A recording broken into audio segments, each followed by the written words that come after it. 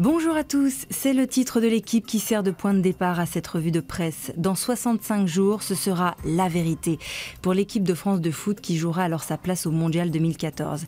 Mais la vérité ce matin, c'est aussi qu'il n'y aura pas de pause fiscale en 2014. C'est en une du Figaro. Hier, le gouvernement a annoncé un dérapage des déficits et des impôts qui augmentent pour les ménages via certaines taxes.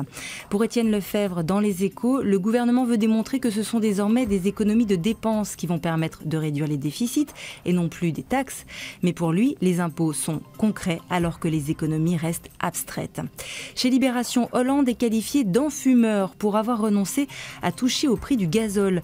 Pour le journal, c'est de l'indécence. Le gouvernement se prive de 7 milliards de recettes fiscales et fait fi des problèmes de santé publique et d'environnement que pose le diesel.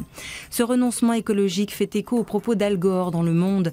Pour le prix Nobel 2007, le ciel est devenu un égout à ciel ouvert où nous continuons à déverser chaque jour 90 millions de tonnes d'émissions polluantes. Au chapitre des taxes, le Parisien aujourd'hui en France révèle celles qui sont prévues dans le budget 2014 de la sécurité sociale, de nouveaux prélèvements à hauteur de 6 milliards d'euros via des produits jugés dangereux comme le tabac et les boissons énergisantes. De son côté, La Croix s'intéresse au baromètre des centres communaux d'action sociale. Il révèle qu'avec la crise, de plus en plus de gens, y compris des classes moyennes, ont du mal à se soigner et doivent renoncer à leur mutuelle. Pas de crise par contre du côté des paris sportifs qui sont devenus le nouveau royaume de la mafia. C'est une enquête à lire dans Les Échos.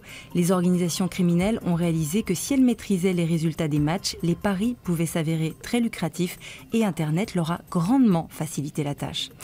Bon, après toutes ces vérités désagréables, on pourrait s'offrir un peu d'espoir.